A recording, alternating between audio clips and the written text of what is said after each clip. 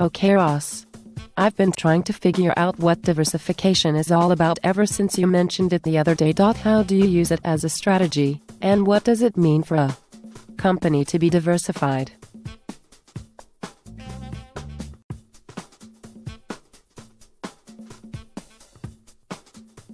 Diversification is the collaboration of multiple business units under one parent business unit.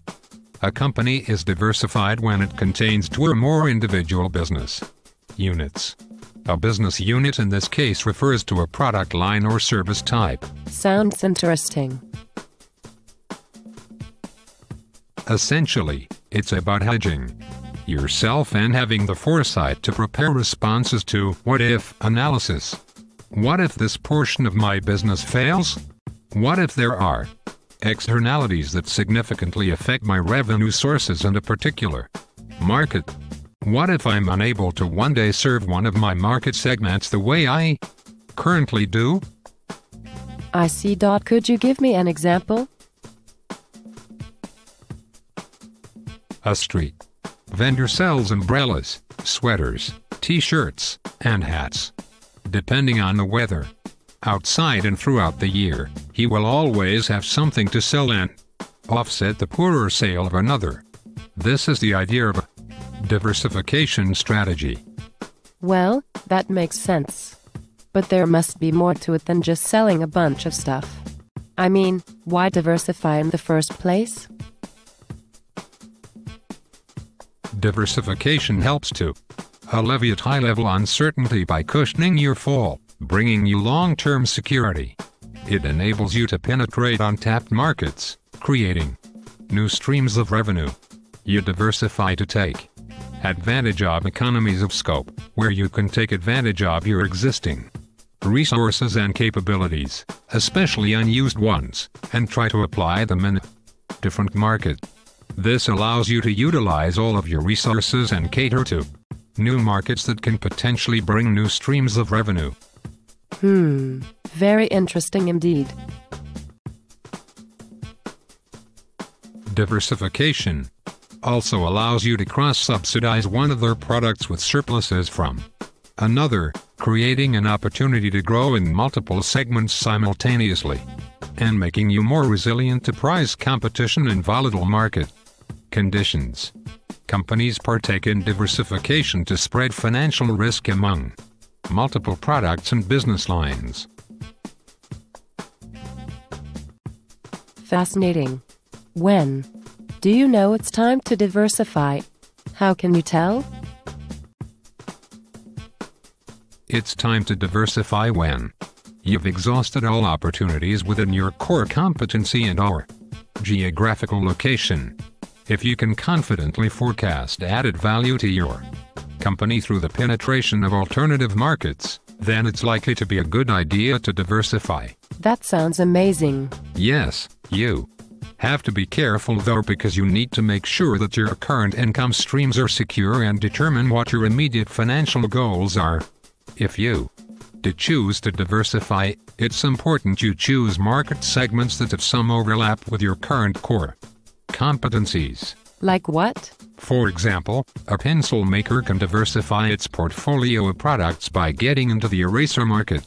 Though the eraser market is still in the office supplies category, it's a completely new product that can provide new sources of revenue. Oh, okay. So generally speaking, when your company is in a strong competitive position in their respective market, yet market growth is stagnant, diversification should take precedence.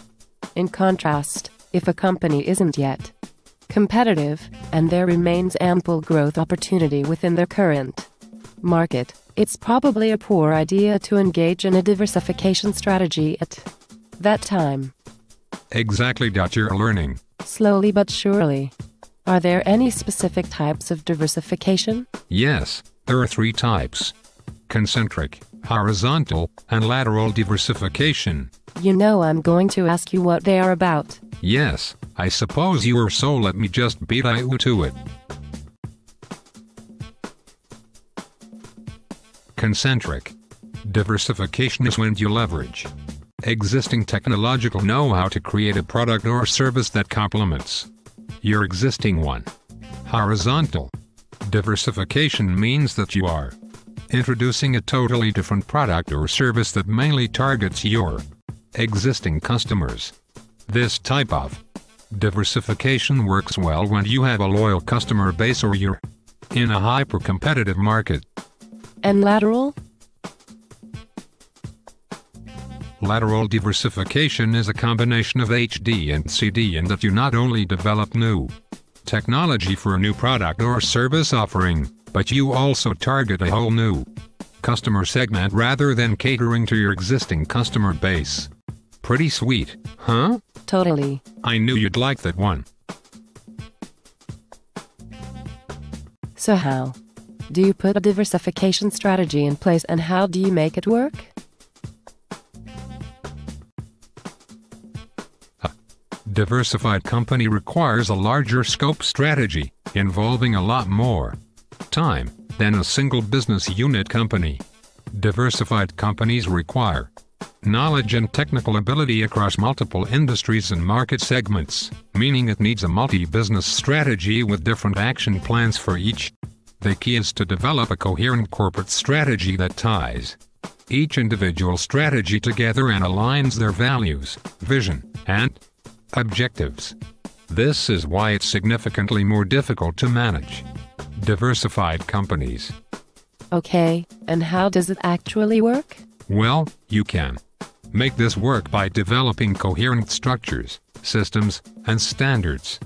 This includes properly disseminating company resources across business units, defining the boundaries for decentralized decision-making within other business units, frequently holding company events that bring business units together, and leveraging resources from the various business units, finding synergy between business units to conjure a competitive advantage.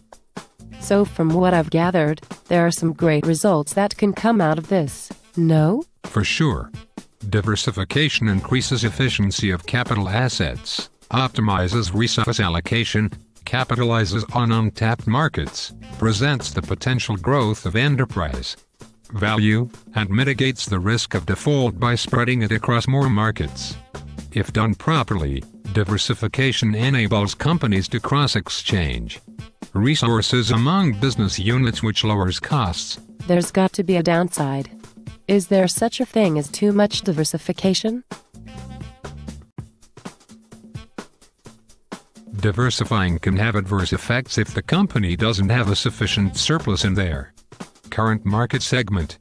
Diversification may cause business to partially neglect core competencies in home markets due to the company's shift in focus, leading to a poor quality end products and a lack in uniqueness. Diversifying too early is a problem. You must first develop a sound initial stream of revenue before you can consider creating another. So yes, there is such a thing as too much diversification. You can stop diversifying when you've achieved acceptable levels of growth and profitability, or when you foresee that the complexity of the diversification overpowers the ability for management to cope with the situation. Well, everything sounds pretty good so far. How would I go about integrating it into my business? Once you've identified a reason to diversify, you'll need to examine and identify ways to enter the market you seek to enter. There are 3 ways you can diversify. 1. Through the acquisition of an existing external business unit. Secondly, through internal creation of a new business unit. Finally, through a joint venture with a trusted partner firm. Diversifying through acquisitions and joint ventures is what most established corporate entities do.